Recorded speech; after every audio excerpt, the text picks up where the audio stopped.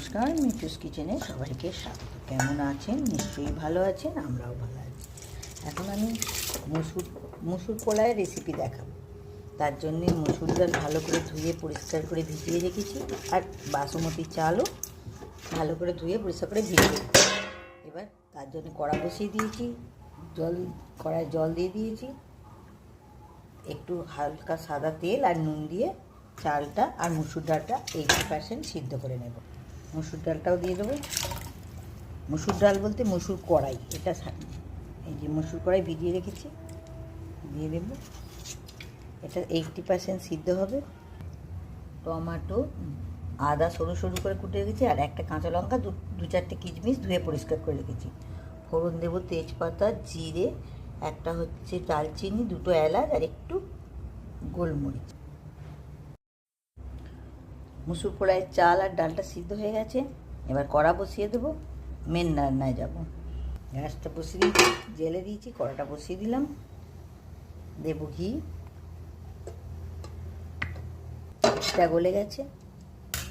দেবো ফোড়ন, দুটো তেজপাতা, একটা দালচিনি লম্বা, একটু গোলমরিচ, দুটো এলাচ আর একটু জিরে, সব দিয়ে দেবো একসঙ্গে। এবার দেবো আদাটা সরু সরু করে কাটা আর কাঁচা লঙ্কা,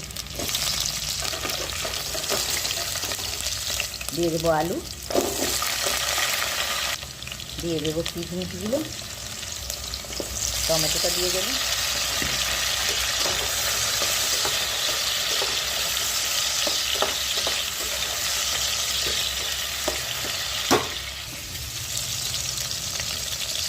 এবার এটা দিয়ে দেবো,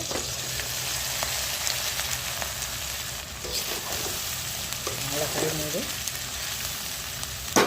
দিয়ে দেবো একটা লেবুর রস। মাঝারি সাইজের লেবু হলে একটা পুরো দেবেন, খুব বড় হলে হাফ।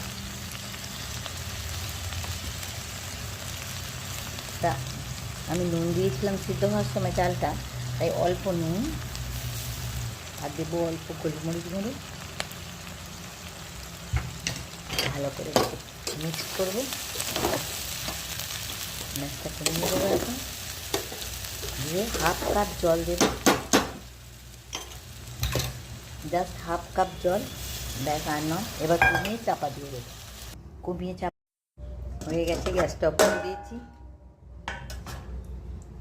দেখুন কত ঝরঝরে হয়েছে, কত ঝরঝরে হয়েছে, দেখেছেন? দেখুন দেখুন কত সুন্দর হয়েছে। এটা টক দই বা আচার দিয়ে খেতে পারেন, শুধুই খেতে পারেন, এটা এত সুন্দর খেতে হয়। কেমন লাগলো কমেন্টে জানাবেন। Thank you.